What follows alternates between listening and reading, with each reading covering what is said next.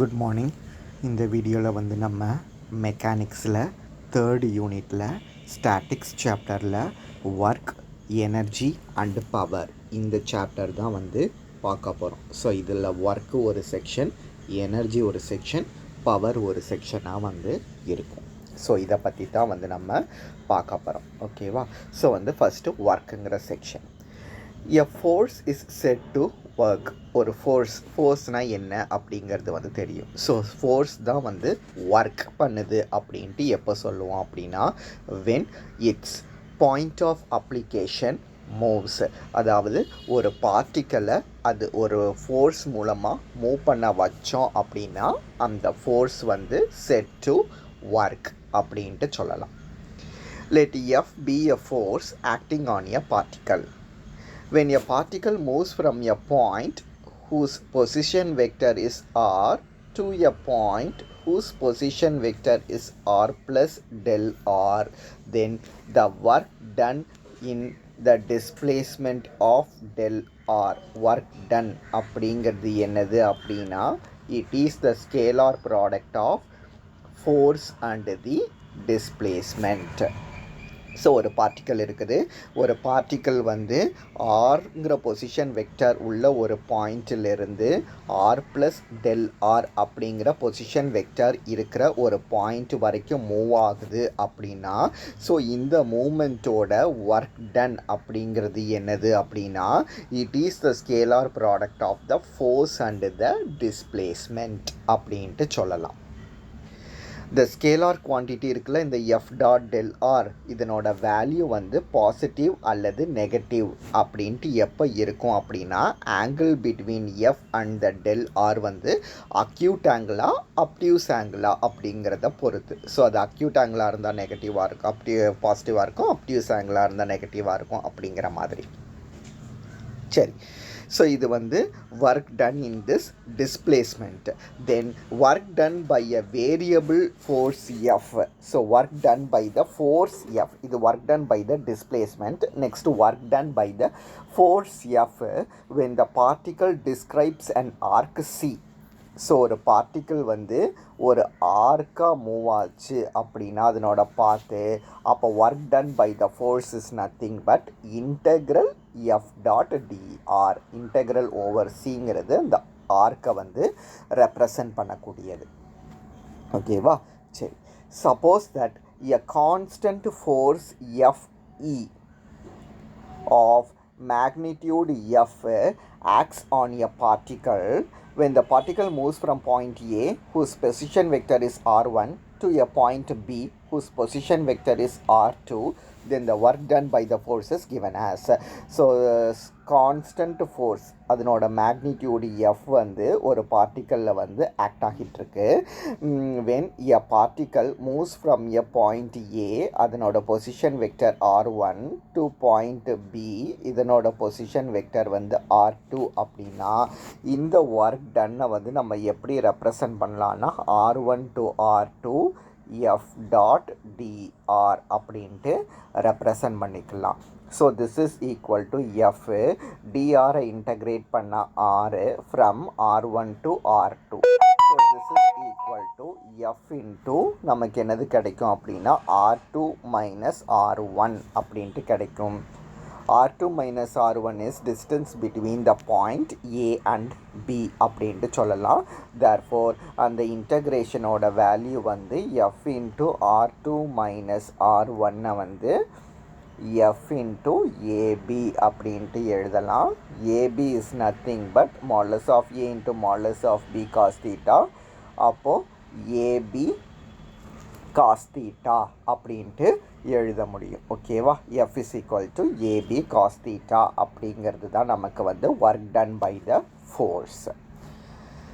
சரி, ஸோ அப்போ units of work என்னென்ன யூனிட் எல்லாம் இருக்குதுன்னு பார்த்தோம் அப்படின்னா, எம்கேஏ சிஸ்டமில், அதாவது மீட்டர் கிலோகிராம் செகண்ட்ஸ், அதில் பார்த்தோன்னா அதனோட யூனிட் வந்து ஜூல்.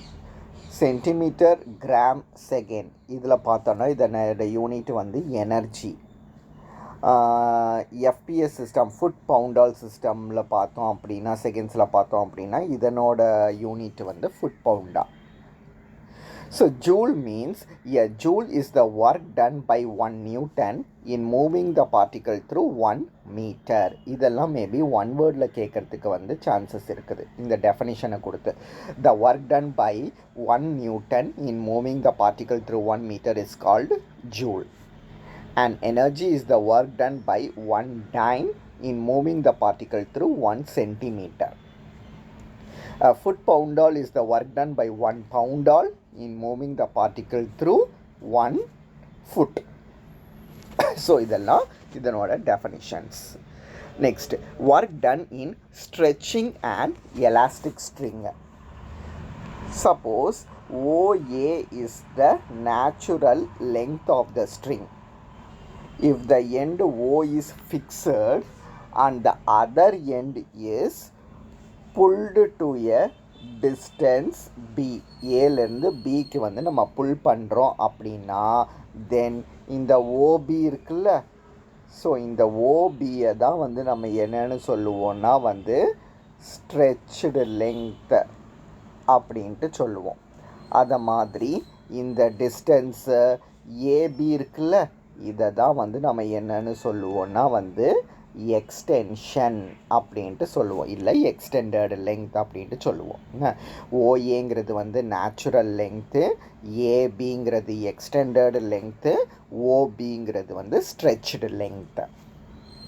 சரி, ஸோ நெக்ஸ்ட்டு புக் ஒர்க் என்னது அப்படின்னா work done in stretching a string.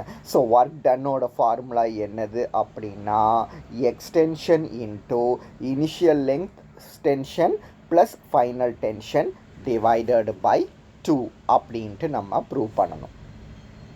சரி, இதுக்கு consider an elastic string of natural length A. ஏங்கிற லெங்க்த்து உள்ள ஒரு எலாஸ்டிக் ஸ்ட்ரிங்கை வந்து நம்ம என்ன செய்ய போகிறோம் அப்படின்னா வந்து கன்சிடர் பண்ண போகிறோம். ஓகேவா? Whose coefficient of elasticity is lambda. When the stretched length of the string is x and the tension be t, stretched length வந்து நம்ம x அப்படின்ட்டு எடுக்கிறோம். stretched lengthனா வந்து நமக்கு என்னன்னு தெரியும், a to b அப்படின்னா இந்த OB தான் வந்து ஸ்ட்ரெச்டு லெங்த் அப்படிங்கிறது நமக்கு தெரியும். இதை வந்து எக்ஸ் அப்படின்ட்டு எடுத்துக்கிறோம். அப்போ ஆட்டோமேட்டிக்காக நமக்கு ஏபிங்கிற இந்த போர்ஷன் வந்து எக்ஸ் மைனஸ் ஏ அப்படிங்கிறது வந்து கிடைக்குமா?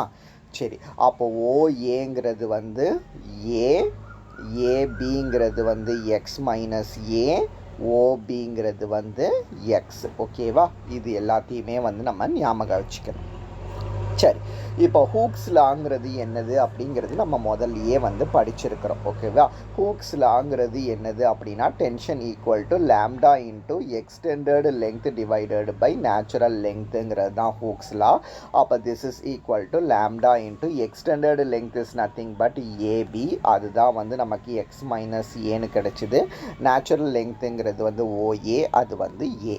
அப்போ lambda into X minus A by A அப்படின்ட்டு கிடைக்கும். ஓகேவா? டென்ஷன். சரி, therefore if the string is stretched further to an elementary distance x, அதாவது இங்கே ஓ இருந்தது, இது வந்து ஏ, இது வந்து ஓபி. இந்த ஓபியை தான் வந்து நம்ம என்னென்னு சொல்லுவோம்னா ஸ்ட்ரெச்டு லெங்த் அப்படின்ட்டு சொல்லியிருந்தோம். If the stretched length is further extended to an elementary distance dx அப்படின்ட்டு சொல்லியிருக்கிறாங்க. ஒரு ஸ்மால் டிஸ்டன்ஸுக்கு இன்னும் ஸ்ட்ரெச் பண்ணோம் அப்படின்னா அப்போ அதனோட ஒர்க் டன் வந்து என்னது அப்படின்னா டி இன்ட்டு டிஎக்ஸ் அப்படின்ட்டு எழுதிக்கலாம். Where T is the tension in the stretched string. ஓகேவா? சரி, அப்போது ஒர்க் டன்னை வந்து நம்ம கேல்குலேட் பண்ணணும். ஸோ ஒர்க் டன்னை கேல்குலேட் பண்ணுறதுக்கு வந்து இது வந்து ஓ, இது வந்து ஏ, இது வந்து பி.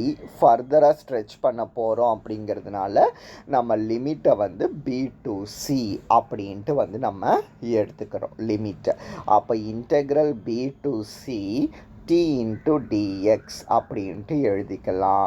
அப்போ பி இன்ட்டு சி, டிக்கு பதிலாக தான் lambda into X minus A divided by A into dx அப்படின்ட்டு எழுத முடியும்.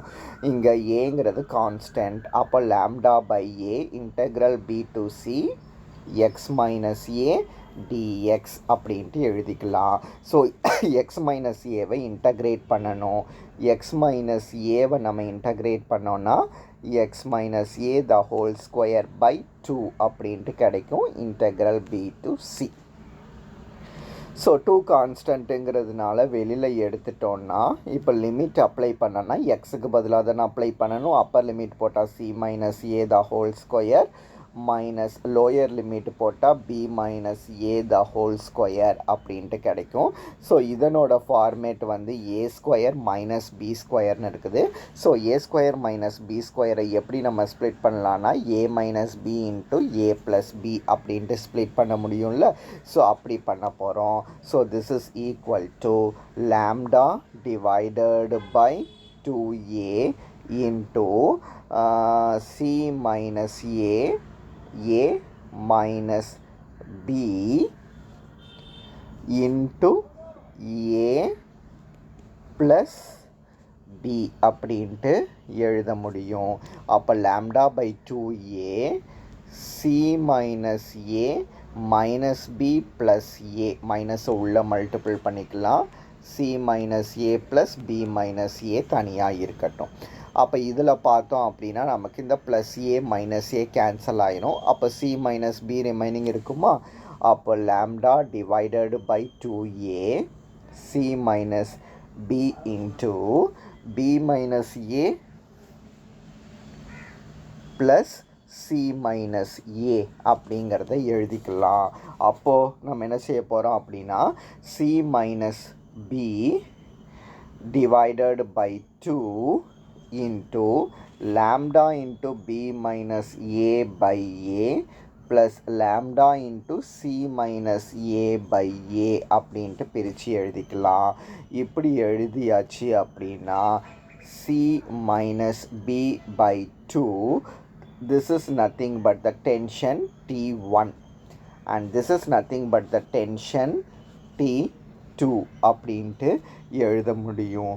ஸோ இப்படி எழுதியாச்சு அப்படின்னா நமக்கு ஆன்சர் வந்து அப்போ என்ன கிடச்சிருக்கும் C minus B into T1 plus T2 divided by 2 அப்படின்ட்டு கிடச்சிருக்கும். ஓகேவா.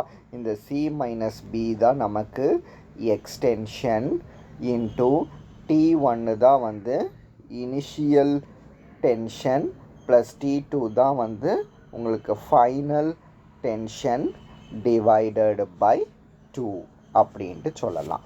இதை தான் இந்த புக் ஒர்க்கில் நம்ம வந்து ப்ரூவ் பண்ணணும். டென்ஷன் ஒர்க் டன் வந்து extension into initial tension plus final tension divided by 2 அப்படிங்கிறது. ஸோ அது வந்து இதில் ப்ரூவ் ஆகும்.